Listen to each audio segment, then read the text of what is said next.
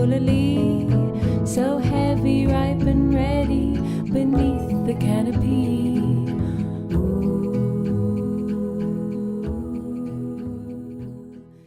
You are very welcome to the third episode of the Ecovillage's lunchtime webinar series, Úlla, Dúlra agus Pobal, our exploration of apples, ecology, economy and creativity. And this third episode is going to be held by Elaine Bradley, who I'll introduce in a second. And we're looking at community orchards for abundance, biodiversity, and well-being. That's our opportunity for conversations today. So Elaine Bradley is going to be the host of our hour today, and Elaine is the director of the Irish Seed Savers. So over to you, Elaine. Okay, well, thanks so much for having me. Delighted to be here. And for those of you who followed the whole series, you're getting little pieces of the story from different perspectives. So what we aim to do is to add another piece. I'm going to tell you a little bit about the work of Irish Seed Savers and then introduce you to our three guest speakers. And the focus is really about the role of orchards in community life, well-being and biodiversity. And each brings a really inspiring and very hopeful perspective as well. So it'd be great to hear from those projects. And then there'll be a chance for us to ask a few questions and delve into it. Just to let you know, there'll be a little bit of I stepped out and I stepped in again because one of our speakers, Barry, is engaged until a little bit later, and another of our speakers, Emma, has to leave early. So we'll try and manage that and hopefully get everything you need to hear. If I start off with Irish Seed Savers, we're an organisation we're Ireland's leading NGO for the conservation of the food crop heritage here in Ireland. We hold a gene bank and a seed bank, and we have a field gene bank as well. And what that means is we've been collecting the plant genetic resources for over 30 years now. The UN, to put it into context, the UN says that the world has lost 75% of its food crop varieties in the last 100 years, and there's multiple reasons for that. But it includes modern agricultural practices, consumer choices, and a whole host of other things, geopolitics and the like. But the net result of that is what's called genetic erosion, that within our food systems there is an erosion of the genetic diversity within the plants. So the plants that we hold, the food crops, both seed and orchard trees, are plants that have come to us through literally generations and sometimes millennia of our ancestors or our forebears breeding and developing these crops. And they're developed in such a way that they're genetically rich. And what's been lost in a lot of our food systems, we are still held in these heritage varieties. So we hold them in our gene bank, our seed bank, in our orchards, and we make them available to the public. And we do it in a number of ways, and also to other gene banks. So for example, at the moment, we're working with the National Botanic Gardens in Edinburgh through material transfer agreements. We give them genetic resources that they've lost. We did it last year in Wales and in Scotland as well, that we would hold things in our catalogue that are lost just basically from the lack of continued usage. It is a case with the food systems and the genes in those seeds and the varieties is you use them or you lose them. So we keep the varieties, we maintain the varieties as they are, but we make the resources available to others. They might want the seeds and to take them and use them for other breeding programs and enrich the food systems that they would have through injecting, I suppose, new genetic resources through the seeds in our seed bank. And the same with the apple trees. So I suppose we have the building blocks for the future food systems, and that's what we hold. And our job is to maintain them, which we do to international standards, basically. But we also practice conservation through use. And what that means is we're not a museum for plant genetic resources for seeds. We want these resources out and used in the community back into common usage again. The more widespread their use, the more robust our systems, the more resilient and more adaptable to the sort of future shocks that we're already beginning to experience with climate change at the moment. The other thing to say, we grow everything organically, and that it's locally adapted. So it's incredible how quickly a seed, the heritage varieties, open pollinated, which means they're pollinated by natural means, whether it's insects or birds or wind, how quickly they will adapt. And just to give you an example of that, we have a seed guardian in Donegal who took some bean seed from Seed Savers to grow it out and produce more seed for us. And the first season, it got battered from the wind and the weather that you get in Donegal. It's a little bit different from East Clare. But the second season, what she harvested from season one, Helena, our seed guardian, she got the most incredible crop, and the plant really flourished. And that's an example of local adaptability and how what we have within our food systems has the ability to adapt and change very quickly within a season, whereas a lot of the seeds that you would buy through, say, for example, seed companies, some of them are actually bred to be sterile. You won't get plants that breed true to type. So getting these resources out into common usage is part of our mission. We call it utilization and conservation through use. So basically what we do is we sell trees and we sell our seed. You might be aware of our seed packets. We're a social enterprise, and any surplus that we generate goes back into our conservation work. So we don't make profits, we don't take profits. So that's our work. So I wanted to put you in the frame of that, where we sit in the whole constellation of things. And when we're talking about food systems, there is no one way. You know, there's in situ conservation, there's ex situ conservation. And the more people involved in working with these plant genetic resources, the more robust the system that we're going to have. So it's important to know that, and just to know where our place is in it as the holders and the keepers and the conservers of these resources. So just to bring us into the theme of the day, I want to just tell you something personal. It was a memory. I've been thinking about the theme. And as a child, between the ages of 8 and 11, I went to a school, Catholic school, Regina Caeli, and it was in the suburbs of London. And it was sort of green, leafy suburbs. And in the wintertime, we used to play on the tarmac outside the school buildings. And the tarmac, it was surrounded by chain link fence with concrete posts. But in May, something really magical happened, which was the gate at the far side of the tarmac enclosure was opened. And this was May, and we entered into May. We started processing around a field, singing hymns about, you know, bringing flowers and whatever. But this also marked a passage, because we were then allowed to play in the fields, and beyond the fields were the orchards. And it was just a whole world opened up to us. And I've such profound memories of the smells. Like, to this day, I can smell the smells in the orchard, the bluebells, the smell of the grass. We used to lie, myself and my friends, we'd lie under the orchard trees and we'd look up at the sky through the blossom, the sound of the bees. And when I was thinking about it and just how privileged and how lucky I was to have access to that, and also I'm of an age where a lot of my friends, we had big back gardens, we'd have trees, and climbing was just a part of what we did.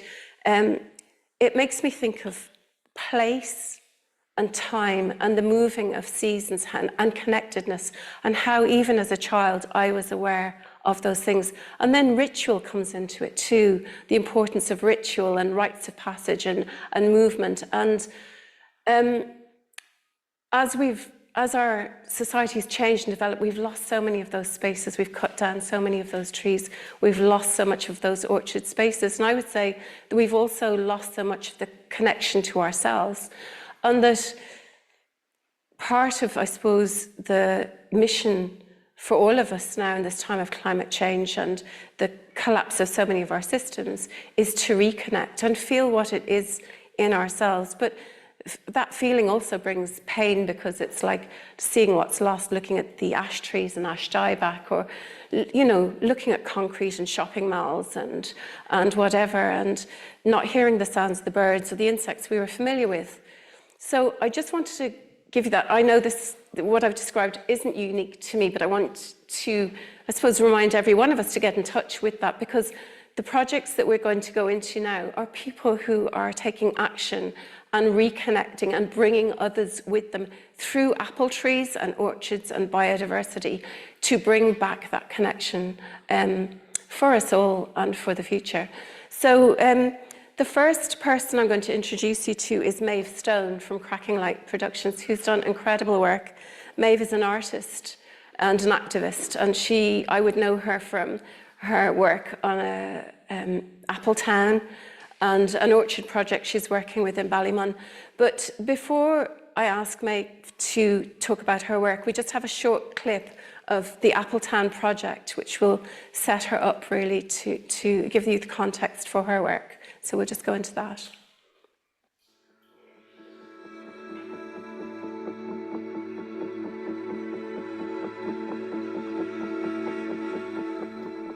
One of the most potent ingredients in the climate crisis is time. We are rapidly approaching critical deadlines, but when targets are set 30 or even 70 years away, it can feel remote within our own lives. Will you be alive to see 2100? Or will it be your grandchildren who witness the success or failure of our present efforts? Will there be new ecosystems emerging and new ways of living? In the Andes, there is an indigenous tribe called the Aymara people who have a different understanding of time. For them, the past is what we see in front of us, and our backs are to the future.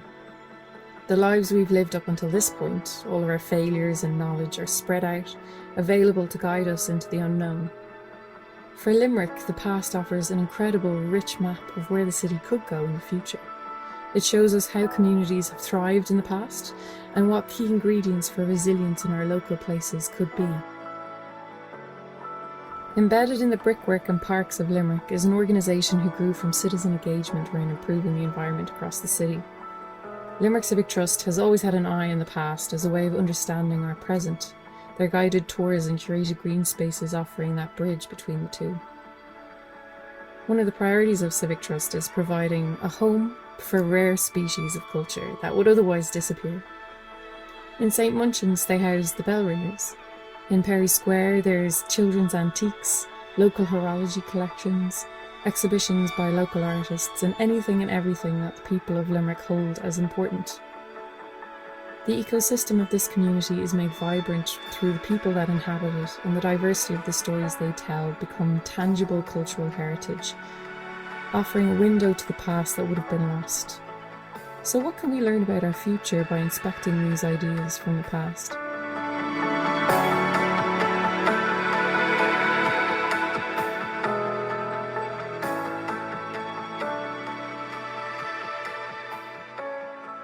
We're on the green patch here. Right across the road is the old orchard, which was it's still known to this day as the orchard site. It's a car park at the moment, surrounded by what are the ancient walls of the city. It's proposed to have some building done on it. And one of the great tragedies is that the apples that were grown here go back to medieval times, and there aren't anything, there's no fruit growing here anymore. So one of the arguments I'd make to you is why we have trees in pots, we have trees sticking out of the street, and why any of them can't be a fruit tree, or or even more. So they don't have to be your standard street fair green tree. We can do a bit better, we can do a bit more, and we can put fruit trees literally all over the place that will fruit seasonally, drop fruit around the place, and whether it's pear, plum, apple, or whatever, why not? Limerick is famous for its apples, or was famous for apples. It's long gone now, and the notoriety has gone with it. And our cider, and why can't we have it back? Let's plant trees, let's plant fruit trees, let's be progressive. Thank you so much, Maeve. Thank you for being with us today. Tell us more about your work. Oh, thank you for having me. And the final drone image that you could see there was of the Seed Savers. If for anybody who hasn't visited already, it's a really special place. More about my work. I guess myself and my partner started Cracking Light in 2020. My background is in theatre and in film, and his is in documentary filmmaking.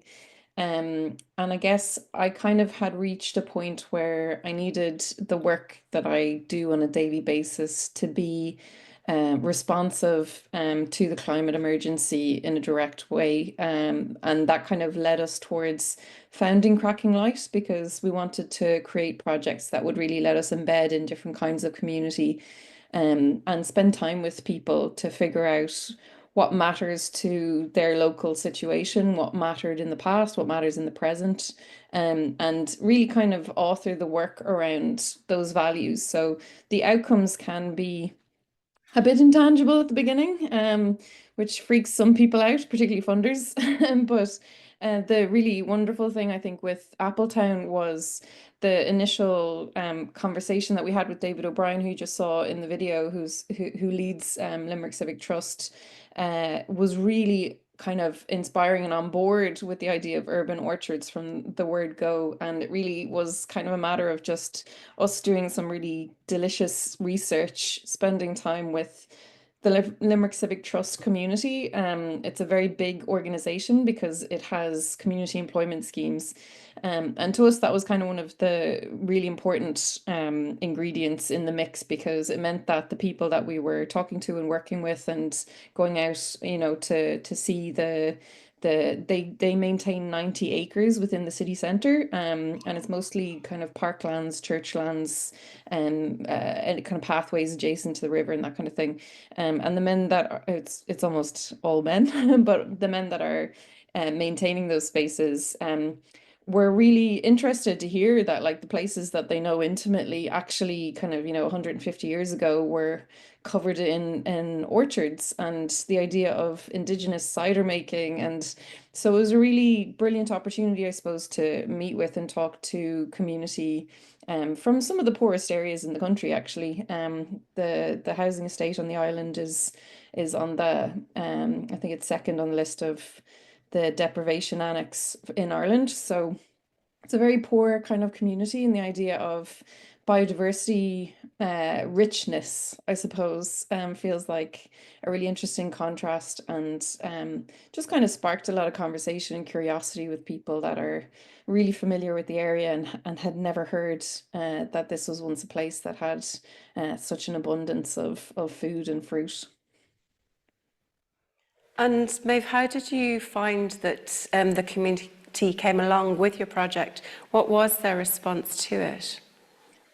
Well, like I say, just kind of a lot of curiosity. And I think Limerick is an interesting city. I should say I'm from Limerick originally.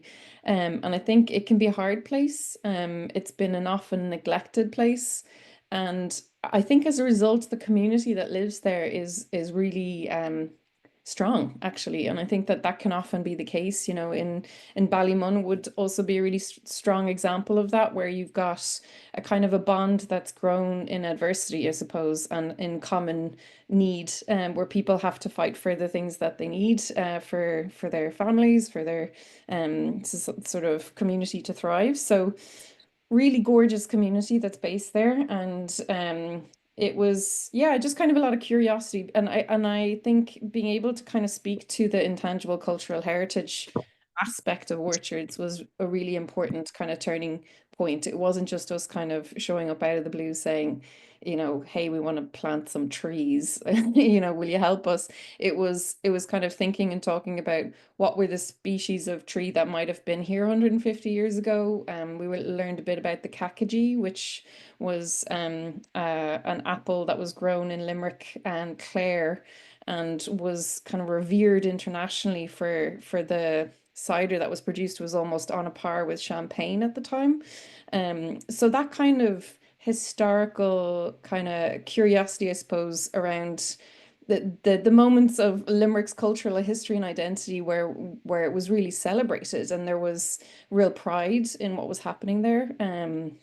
So I think people were really interested in the story, and I think across the board, that's the thing that we find. People are really drawn in when you can kind of position the work that you're doing in a space where you can hear the story of the people that used to be there. And the apples in Limerick were primarily brought over by the Palatine community.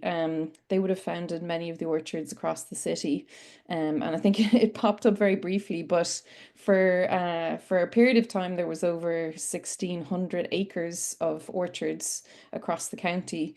And I think if you ask the average person in the city at the moment, they will not know that. It's not something I knew growing up in Limerick. And I think the really exciting thing that brings people with you with this kind of project is when you start to talk about the future. And you can kind of use, like my introduction kind of lays out that thesis, I suppose, that the map of the past can provide clues to our future if we want it to. And I think we were really lucky with one of the people that we were working with, or who we'd interviewed and was involved, is Rosie Webb, who's the city architect for Limerick. And she was really open to and excited by the idea of urban orchards. There was a lot of kind of people on board, I suppose, from the word go. So yeah, a gorgeous project to work on.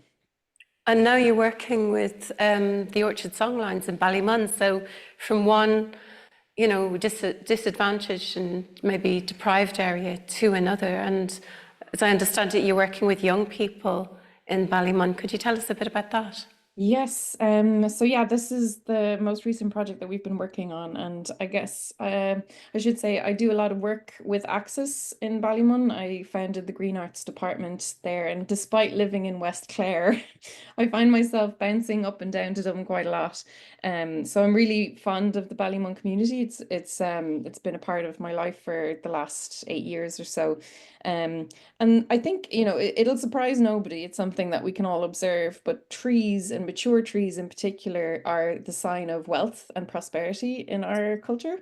In Ballymun, there's only 11 mature trees in the entire area. And so there's a kind of a nature deprivation that kicks in.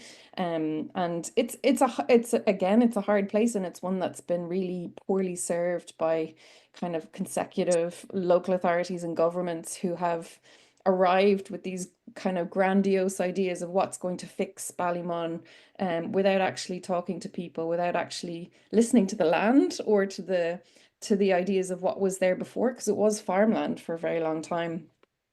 So Orchard Songlines was a project inspired by the indigenous idea from Australia of songlines. And if you're not familiar with them, it's the idea of the Aboriginal people, because they're kind of crossing these huge swathes of terrain. Often the stories of the landscape are kept in song. And we were interested in working with young people in Ballymun, kind of looking at what the past, present, and future. You'll notice there's recurring themes, I guess, in how we work.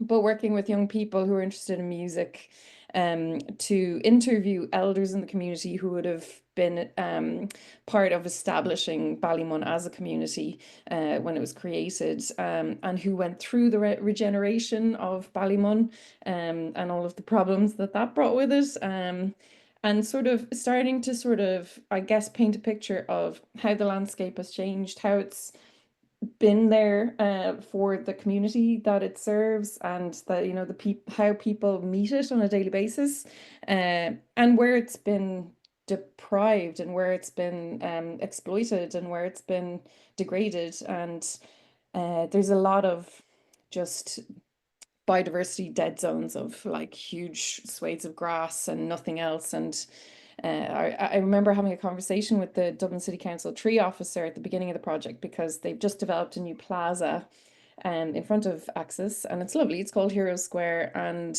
I was really keen to try and get some apple trees into the plaza, so there would be a food source for the local community.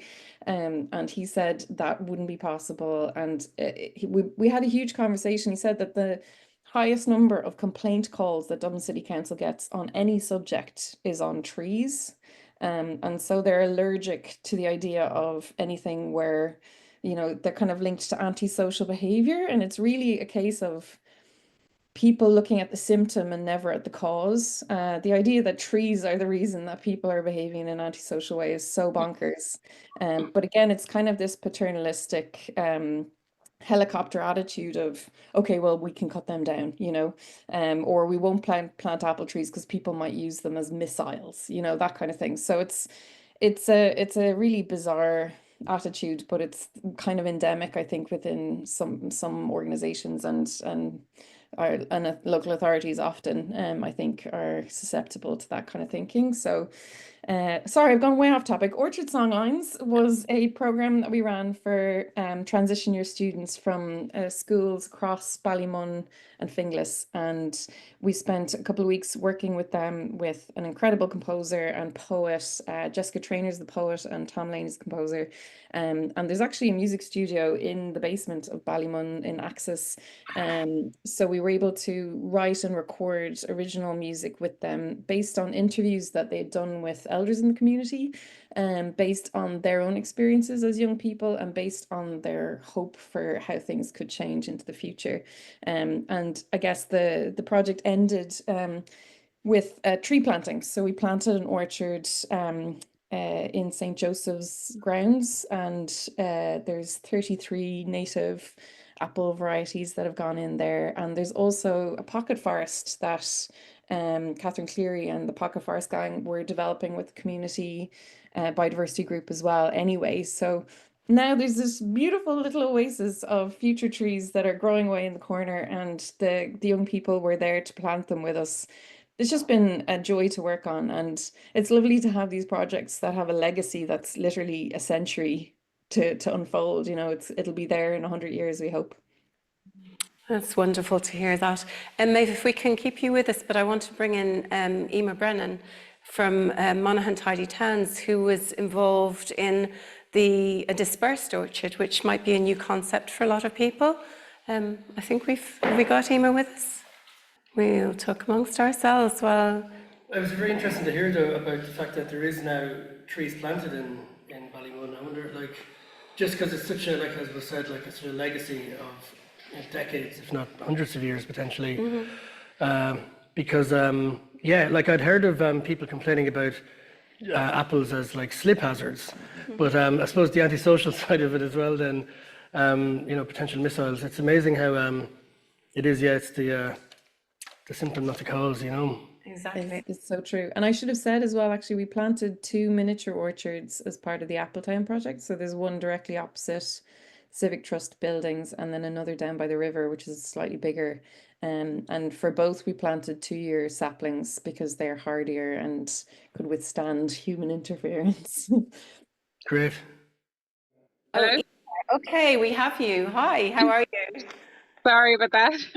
It's okay. I know that you're traveling, so I really appreciate you taking the time to join us and talk about the really, I think, inspiring and innovative work you've done with your the dispersed orchards, and also as you continue to do with biodiversity in Monaghan Town. So could you tell us a bit about that, please, Emer? Yes, I suppose just to be as brief as I can, the dispersed urban orchard came out of it's a Tidy Towns project, obviously. I suppose Monaghan Tidy Towns, I got involved in about 2009, and I really did not have a clue what Tidy Towns, like most people, I thought, you know, litter picking, hanging baskets, the usual. And after a visit to Talonstown in Louth, they were very much focused on biodiversity, and that opened up some avenues. So we had a habitat survey done of Monaghan Town, and I'm sure you know Monaghan is very much a drumlin country or county, and lots of hills and little wetlands in between, and the town is pretty much the same. So we're very rich in habitats, but we find that a lot of the habitats weren't really connected, particularly with regard to pollinators. So not owning any ground ourselves, we looked at how could we change that. And of course, there was lots of estates, and of course, estates have front gardens and back gardens. So we thought, well, if we could interest people in taking apple trees and planting them in their gardens in all of these different estates, we could actually join the dots, if you know what I mean. between all of these different areas.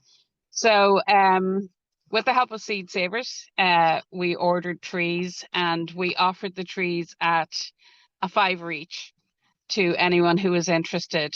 And we were bowled over with the amount of interest that there was. And our first trailer load was gone in the first day. So we went and we got another trailer load. And we then mapped where all of the trees were. So that was our first year with we called it the dispersed urban orchard, because obviously the trees weren't all in one place. They were all across the town in different estates and so on. So it sort of grew from there, but basically that project, that was 2015.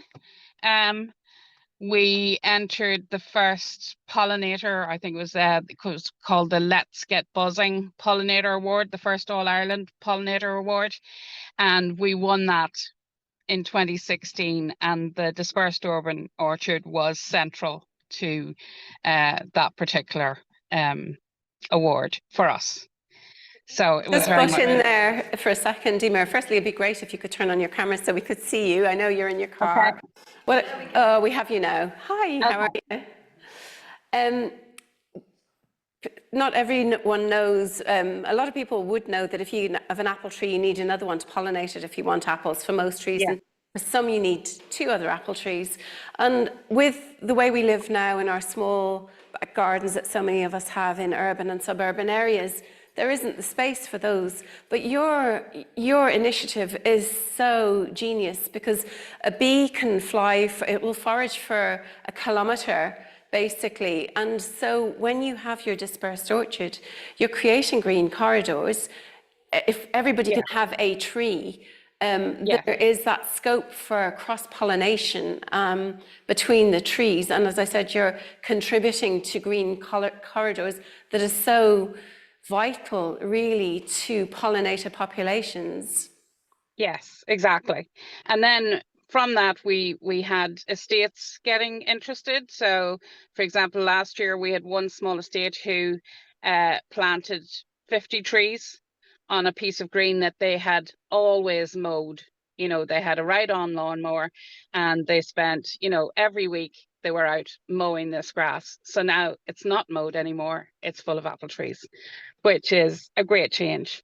And then we have another estate, and they have maybe 7 mini orchards with between 6 and 12 trees, you know, which we have supplied to them. So it's growing in other ways as well, you know, so that we have dispersed mini orchards as well as the dispersed orchard itself. So yeah, and we are hoping, actually we're working on native hedging as well now, to sort of join those dots even more, because where trees can't go, maybe some hedging can go. So that's the growth area for this project. It's really wonderful to hear. And I suppose a couple of things strike me. One is obviously the impact on biodiversity that you've injected into an urban environment.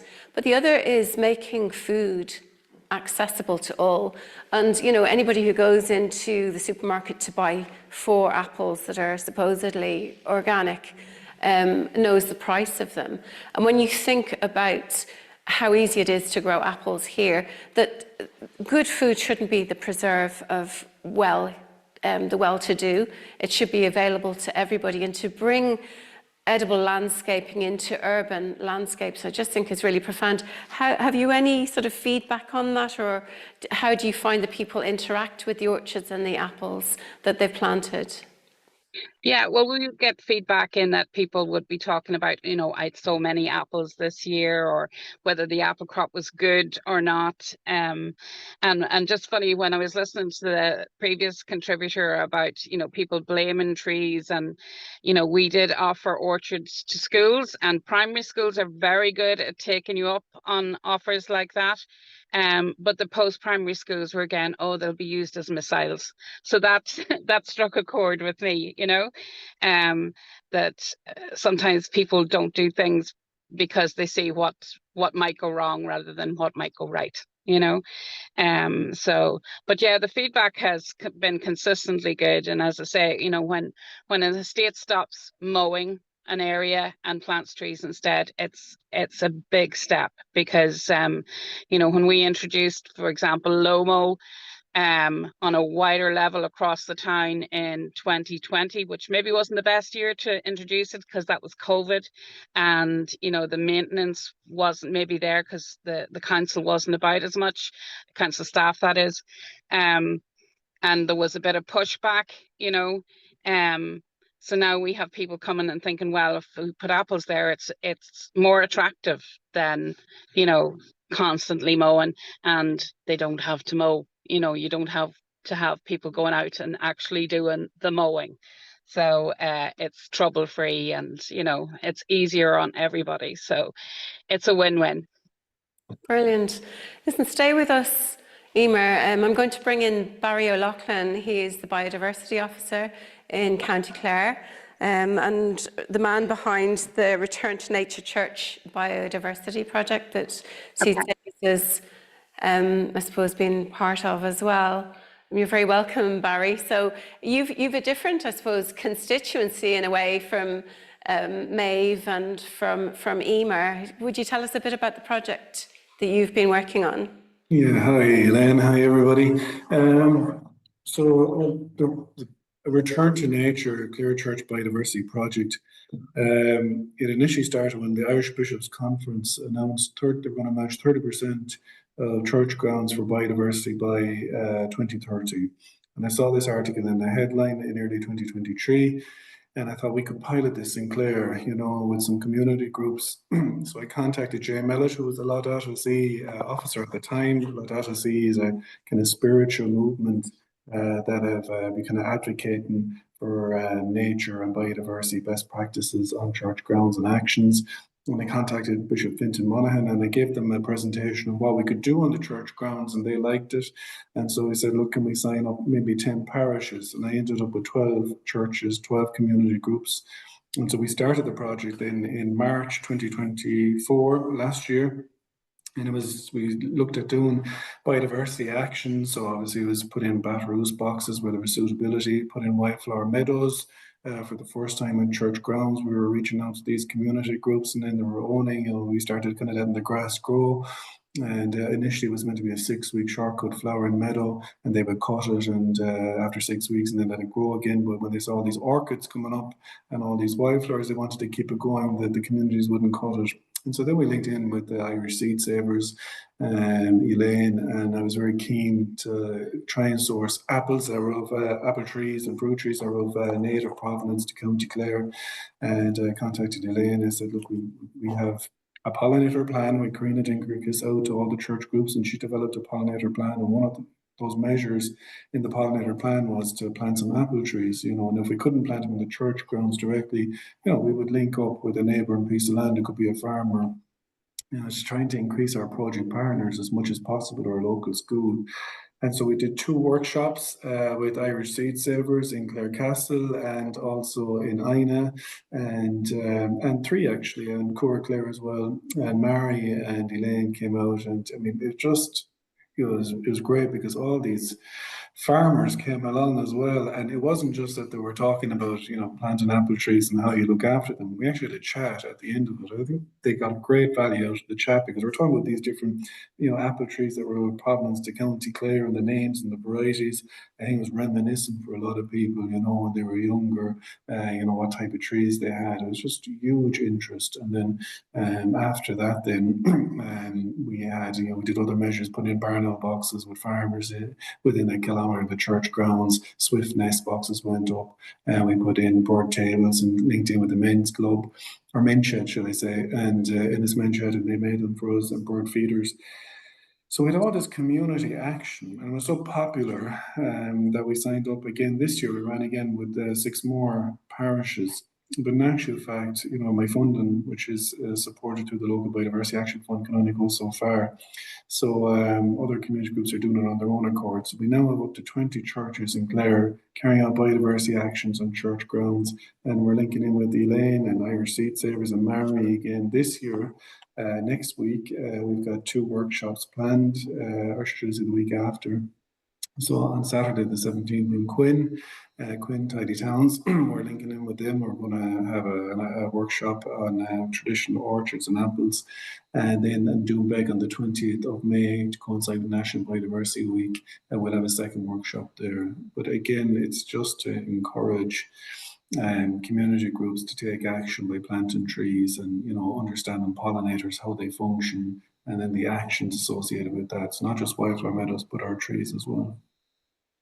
Barry, that's what you said there. I don't know if you heard Maeve talking. We played a little video at the beginning, and she was talking about songlines and about the looking backwards as the way forwards. And it really struck me working with the groups we did. I suppose we worked with groups I wouldn't necessarily have encountered through your project with parish councils, Tidy Towns. But that thing of looking backwards and remembering, reconnecting, and really seeing the potential to bring it back. And I think one of the key things for all the projects that you've spoken about is the taking ownership of the projects, that people, it's not something that's been imposed upon them, it's that these projects are catalysts, and they reawaken in people a memory of something that they understand is passing away and needs attention. I wonder, so part of this talk today is about well-being. I wonder, Barry, if you've any comments on the role of well-being in that project and the parish rewilding biodiversity project. Oh, it definitely is featuring in wellbeing, because you must remember these are rural communities, quite a lot of them. There's a lot of isolation with certain people, and what this project is doing, because it's so positive, you've got communities working together to do the actions themselves. It's not like we've got a professional who can say, we'll plant the trees for you. They're doing this action, so they can link the action with the positive, but then they're together, they're doing it together. And it also ties in with community biodiversity action plans. In Clare, we've got one of the highest number of community biodiversity action plans. So, it brings a sense of community around that, a chat, a cup of tea, planting some trees and talking about it. It's a social hub as well. But when the trees take maturity, then of course there's benefits there as well for mental health. When you're seeing the trees, you're seeing the apples, there's a fruit associated with this. You're seeing the wildlife interacting with the trees. That brings a lot of enjoyment to people, and even with the bird tables we put up, they're seeing the birds, and during winter months, they can record them during the Irish Garden Bird Survey and upload their records. Same with the pollinators, their fit counts. They're all doing their fit counts, so they're doing something together, and we want to keep the momentum going with this project as much as possible. Lovely. I have Davy, Philip and Ollie here in the room with me. I'm sure you might have some thoughts or questions that you want to address with our speakers. I thought those 3 stories were excellent, so rich, and the connection to place. I was wondering though, are the communities doing anything with the apples? Are they pressing or creating any apple products? We've been talking about this in our other webinars. Or even as we do, using celebration and the sort of our Filin and Úlla, the Apple Festival, to bring the community together. So I don't know if any of you have any insights or anything to share on that topic.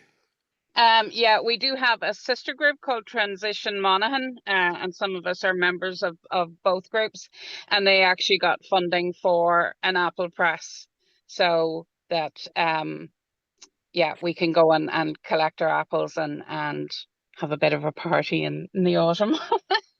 So so they want to publicize that as well. Yeah.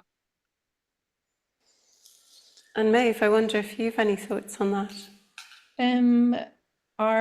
Both our projects are so recent that the trees are still establishing, but the lovely thing with the Limerick Civic Trust, I think they were able to bring a pitch to Limerick City Council for further funding to establish more orchards, which has since happened, I believe. And I think they already run a sort of a Samhain festival, and I think they're hoping in the future that there will be a sort of a moment to bring people together.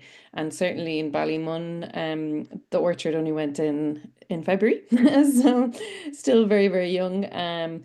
But there's planned development for older people that's going to be developed close to where they're planted.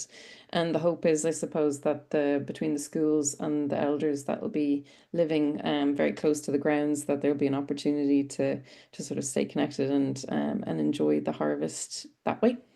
I'm going to throw something in. It's kind of controversial, maybe, but it's come up a couple of times about the concern about kids throwing apples, using the apples as missiles, and part of me thinks, well, what of it? Isn't that a rite of passage? Yeah. And I lived for a brief time in the city centre in Dublin, in Grand Canal area, and it just after it had been gentrified, and you had the theatre and those illumination spikes, and you had two communities. You had the Google people who'd moved in and very well-heeled people, but you had the Indigenous community there. And I was just blown away by how the local kids that would have been very poor from the Pierce Street area, from traditionally, used the local environment and knocked every bit of crack out of everything they could. So they turned it into the plaza, into a skateboard park. And one of the most innovative things I saw is they got a winch and they were water skiing across the Grand Canal dock. They dive off the bridge on a hot day, and isn't that what kids do? Isn't that what teenagers do? And this thing about making it wrong, if they're just throwing apples, then maybe it's because of the paucity of the environments we've given them to live in, and they're just using what's at hand to do the kind of things, the target practice that didn't we all do those kind of things? But it's kind of like a tomato throwing festival in Spain. Yeah. It's our version of that. Like, it's when you have a culture of abundance, you get a bit of crack out of the stuff because you're not able to process it all. Yeah. Obviously, it's good to process it all, but if the apples have hit the ground, they've only got a short shelf life at that stage anyway for lots of uses. Yeah. So it is actually a use. Like, it's not it's a misuse, but in a way, it's a missile use. Yeah. But it's still a use. Like, still, they're getting the crack out of it. Like, also maybe just on the anti-social, because I've seen a lot of community gardens and transition town projects where they engage the community to be involved in the tree planting. That especially the young adolescent males, if they've been involved in that, then they'll actually protect the trees rather than destroy the trees. So it can be it can address the antisocial behaviour by the planting together. I would agree with that. It certainly tracks with our experience with the urban orchards in Limerick that the men that were involved in planting them are very protective, and there hasn't been a single one lost, which I was shocked by. And also, just to say that when we were applying for to plant in a certain area, at one point we were told that wouldn't be possible because people would steal the apples. And we were like, excellent. Yeah. That's right. Or Emer, can I ask you about the how the Tidy Towns reaction has been and has evolved over time? Because your apples are quite long established. Like, is there a scoring mechanism that was helpful, or has any of that changed? And what about the people themselves involved in Tidy Towns? How has their attitude to the apple trees evolved over time? Well, I think as a committee, we've become we actually try to promote Monaghan Town now as a biodiversity town. That's our actual mission in life, and we actually have a website which grew out of a leader funded project from last year, and that website is biodiversity.town. So it's all things biodiversity. It's not just orchards. So we're putting in 8 pocket forests into residential areas this summer with Catherine Cleary. That's under climate change or climate action funding. We've just put in our first rain garden. So we put in a bog garden last year, which has just turned out to be fabulous, and the bees are buzzing around it. So we have absolutely loads of different biodiversity projects, and we have people thinking more in a biodiversity space, if you know what I mean, and recognizing what it's all about. And so people are coming on that journey with us, if you know what I mean. So like the local primary care is situated in St. Avnet's campus, which is a large former mental health hospital campus, and they now have a green committee which we're invited onto, and it's acres and acres of green space and mature trees and so on.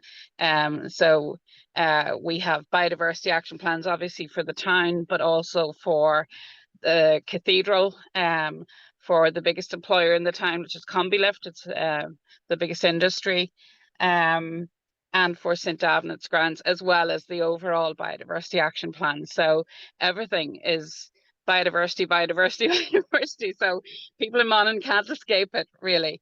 And it led, you know, when I started, we were really bottom of the rung in County Monaghan as far as tidy towns is concerned, and I believe our focus on biodiversity has brought us right up to the state where last year we got our first gold medal. So the marks and the points, as we say, have really tumbled up for us, and so it's paying off in all respects, not just in terms of biodiversity and doing it for the sake of it, but people are seeing the results as well. So that's a big plus too. Could I ask a similar question to Barry? Barry, the inspiration of the parishes in Clare, has that bled over or inspired other parishes across the country, maybe through eco-congregations or a response to Laudato Si? Has there been any response or other parishes following you in Clare? Sorry, in Clare around the country, do you mean around the country outside of Clare? What you're doing in Clare, is it inspiring other community parishes around the country? In the country, it is. So we actually had a Seeds of Hope conference last January, on the 25th of January, near Mallow in Cork, and it was for all the Munster dioceses. Well, excluding Waterford for whatever reason, I don't know, but it was all the other 5 counties, and all the bishops came. I mean, it was packed. I mean, absolutely packed, and they had all these questions. All these tidy towns were from Kerry, Cork, Limerick, Tipperary, and now they want to do it. And it just so happens that, you know, some of those biodiversity officers in Cork City, for example, Rosemary and Usna, they are going off and they're going to do a Return to Nature project, which was the Return to Nature Clare Church Biodiversity Project. They're replicating it in Cork City, and so are Limerick, the biodiversity officer in Limerick.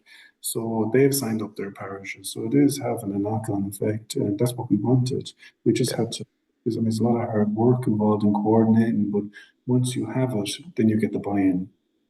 And does the Seed Savers then get a connection to, say, the Tidy Town group or the local parish? Does that help support Irish Seed Savers? It depends, really. I mean, a lot of people will come to us for their trees.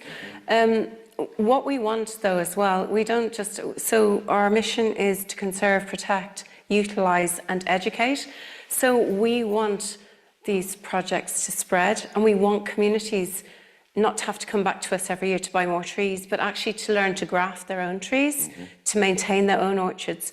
So I suppose in a way, this is the sort of mothership, is when you drop in the orchard, and once the orchard's there, to work with communities, to teach them the skills. So we do teach orchard maintenance and management, creating an orchard skills and stuff like that. So we would run courses on that, and definitely we're very busy with that. Apart from, if I just stick with Clare for the minute, we work with Burn Bio Trust and the Harris Corner Project, which is another great idea, and it's spilled out from Clare, and I can't remember how many counties it's in now, but this year we were working in Meath as well with them. So we partner with them in their orchards, and we're also working with the Acres scheme. So we're seeing hundreds of orchards planted throughout the country. It's so encouraging, and I think the big thing is it's a move away in terms of mindset from consumerism, and our job is we just want to sell loads of apple trees. We don't. We want there to be orchards, and we want people to love their orchards, take care of them, have access to good food, have children who can steal apples, eat apples, take apples. Actually, maybe we need to reframe it. Just, you know, just that's there and available for people.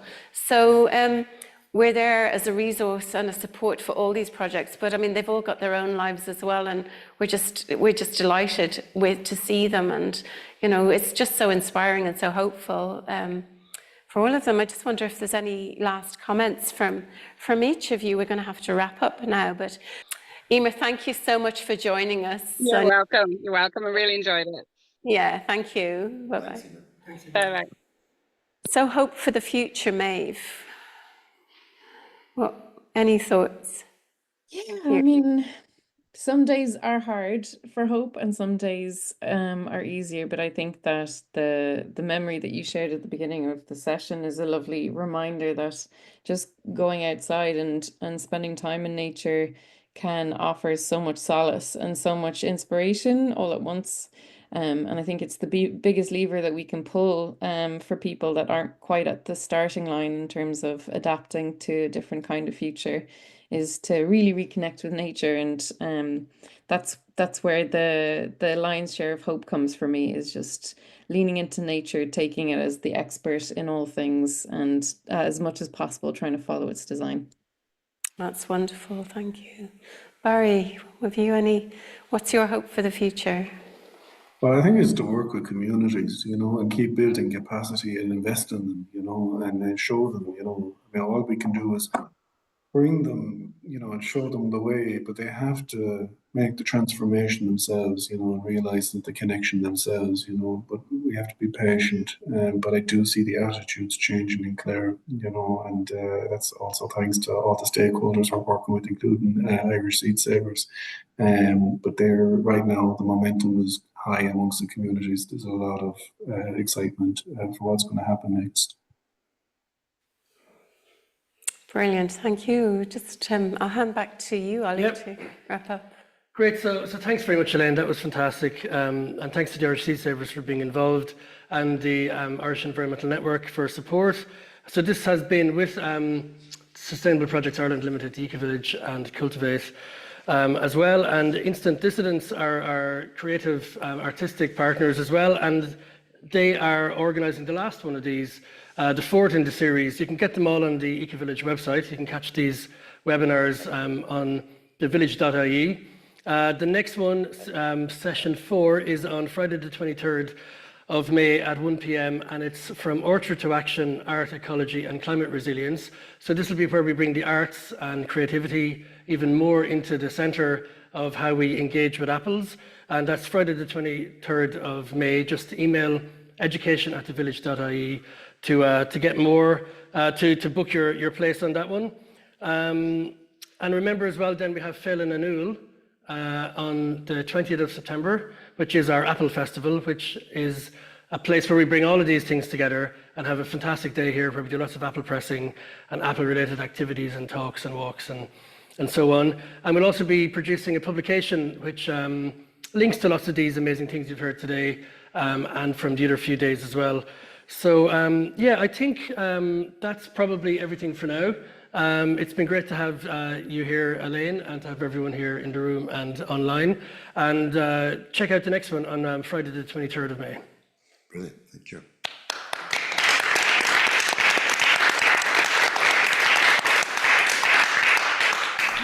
Head, pig snout, golden spire, Sam Young, Bally, fat and greasy, Pippin, Dockney, Honey Ball, Summer John, Gibbons, Russet, April Queen, 8 Square, Lady Suddenly, under the golden canopy.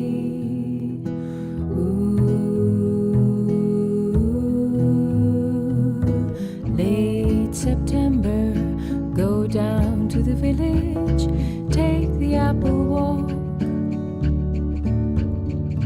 The sun is low these evenings in the fall. The trees are all aglow, they're putting on a show. Ooh, we waited through the summer when honeybee and crickets sing, and on the blossom flower, on to autumn bring the apple town wonder. Hear the blackbird sing of the golden spire and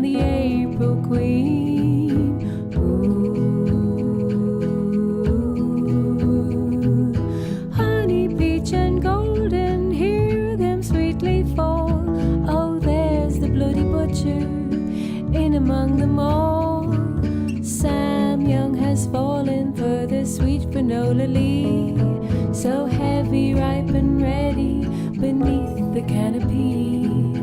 Ooh, take the apple walk, gather from the ground. The breeze has blown them down, you'll find them all around. Some are bruised, some are smooth, some won't let go at all. They are waiting for the right time, time to fall. Ooh, take the apple, take the apple, take the apple walk. Together we can talk and learn about each other and how the apple falls. Take the apple walk.